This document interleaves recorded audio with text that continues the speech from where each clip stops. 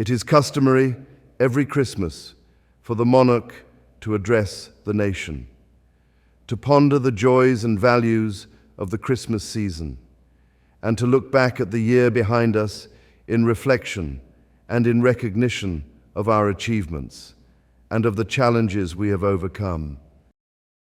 On the 5th of February, the palace announced that I had been diagnosed with pancreatic cancer, and it is no coincidence that this was just a matter of days after the release of Suicide Squad. Kill the Justice League. What a royal fucking insult to the Arkhamverse, and to gamers in general, that piece of shit was. Indeed, as with every year, the noble art of video gaming was cursed with its share of Prince Andrew-level disasters. Watching Kevin Conroy's Batman die a death more undignified than Harry's gossip stone of an autobiography, and at the end of such an insufferable shitshow of a game, shook not just our great nation, but the world. Then there was Concord, which, well, I don't fucking know. I wasn't one of the 3 people who actually fucking played it.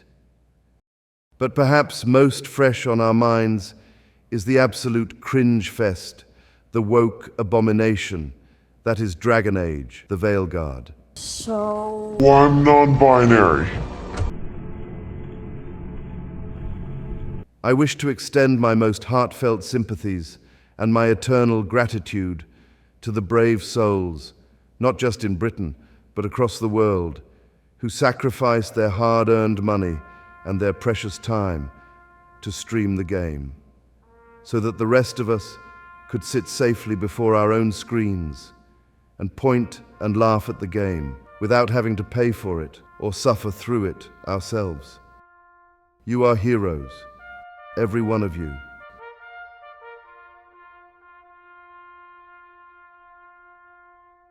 Indeed, one cannot help but mourn when looking at the utter state of the Western gaming industry.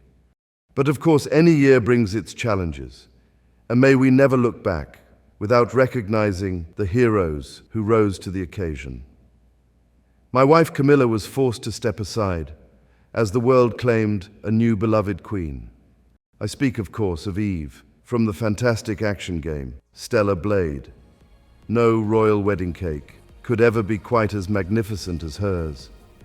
Though our own British icon, Lara Croft, is headed to the woke shitter. You know about giving away all your dad's things to rich white folks. We may at least take refuge in the knowledge that another lovable babe with an English accent has arisen. One must raise a royal salute to those absolutely based developers at Shift Up Studios, even if dropping that 2B DLC and photo mode right at the last stretch of No Nut November was just plain cruel. And one cannot praise a PS5 action game gifted to us by our friends in the East without next mentioning Black Myth Wukong. Yet another game which journos slated and which went on to sell faster than the British flag during a royal event. And people say, I am out of touch. One cannot help but be inspired by the determination of the Destined One during his journey, and by the sheer variety of fantastic boss fights. And of course, I would be unworthy of the crown if I moved on from the PS5 without mentioning its most unlikely hero this year, Astrobot. It is essentially Super Mario Galaxy 3, and let me tell you, it's just as masterful. I played it from start to finish with the biggest shit-eating grin across my face. Unlike my coronation, there wasn't a single moment I didn't enjoy. Just one level of Astrobot has infinitely more personality than 10 Keir Starmers. I mean, fuck. My mother got to work with Winston Churchill. And joining Astro in platforming glory was another, more familiar hero. Or rather, anti-hero. Yep, it's Shadow the motherfucking Hedgehog. It was admirable of Sega to include a whole Sonic Generations remaster with their kick-ass new Shadow game. One only wishes that it was a bit longer. Then, of course, there's the big N. No, not the kind my father would often get in trouble for saying. Australia would not be immune to a Duke jibe when, on a tour of Queensland in 2002, he asked an Indigenous leader if they still threw spears at each other. Nintendo. This year also likely marks the last, where the Switch is our current Nintendo console. But one must confess that I haven't been enamored with their efforts for this year.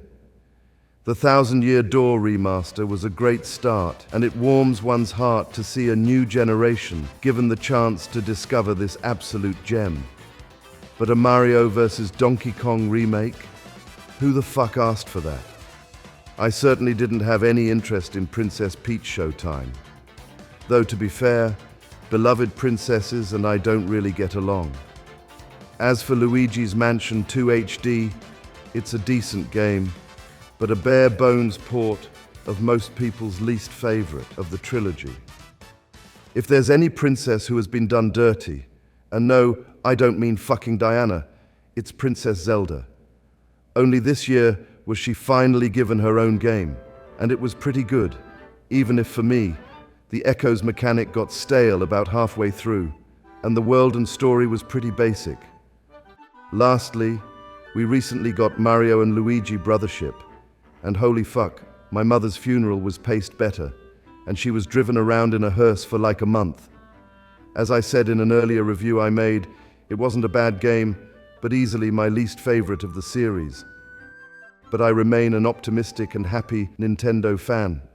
The Switch has had many masterpieces bestowed upon it, and of course next year will in all likelihood see the long-awaited crowning of the Switch's successor. And believe me, I know what a fucking long-awaited crowning is like. Much like my dear mama, the Switch seemed to be around forever, and we'll all be sad to see it leave us.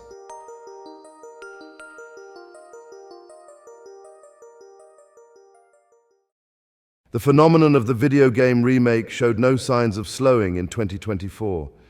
I already mentioned Thousand Year Door and Mario vs. Donkey Kong. And as I record this, I eagerly await a physical edition of the Soul Reaver remasters. I did not play the original Final Fantasy VII back in 1997. For reasons obvious to those who know, I was, a tad busy. But I thoroughly enjoyed FF7 Remake and also Rebirth this year. I did not really care for the Silent Hill 2 remake myself, and find the original vastly superior in pretty much every way. But I know many who did enjoy it.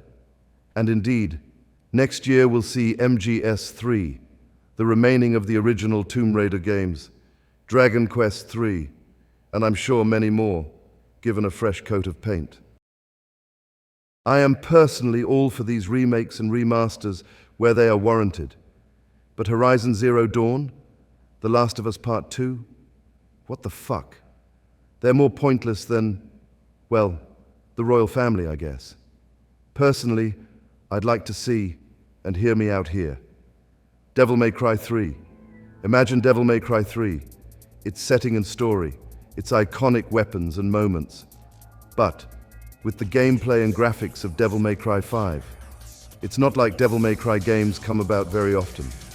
DMC 5 came out almost 6 years ago now, and we still haven't heard a whisper of DMC 6 since. A revamped DMC 3, since it's the starting point for the series, could be a great way to fill the gap, particularly with the animated series heading to Netflix. Capcom clearly love a good remake, so why not their flagship action series? On one final note, I'd like to reflect on 2024 as a whole. When one thinks back on the gaming year of 2024, one sees a varied landscape. There are mountainous highs like Astro Bot, Wukong, Stellar Blade, Shadow Generations, and many more. But also pitiful lows like Dragon Age Veilguard, Concord, Suicide Squad, and, oh my god, Star Wars Outlaws. Dude, I totally fucking forgot about it. Ubisoft are that much of a laughing stock, I forgot to even mention their biggest release of the year. Let us just take a moment to point and laugh at it.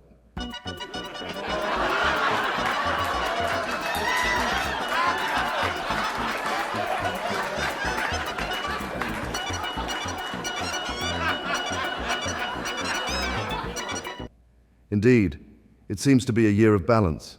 For every great triumph came a failure. Namco published the successful, if not balls-to-the-wall fucking impossible, Elden Ring DLC. But they also fucked over Tekken 8, letting it succumb to the fighting game curse of greedy and predatory monetization. I haven't forgotten you either, Street Fighter 6. Sony cooked up some huge W's for the PS5. Besides those I played and already mentioned, Helldivers 2 was another. But they also released a ridiculously overpriced PS5 with mostly marginally better graphics and no fucking disk drive. Even I don't feel like splashing the fucking cash for that. I'll just wait for the PS6 and fuck this digital-only shit that companies are leaning towards. But time, as always, marches on, and there is much to look forward to in 2025. With a new era for Nintendo ahead of us, and games like Doom the Dark Ages, Metroid Prime 4, and MGS Delta, we could be in for a royal W of a year. So thank you for watching, Merry Christmas gamers, and a Happy New Year. God save gaming.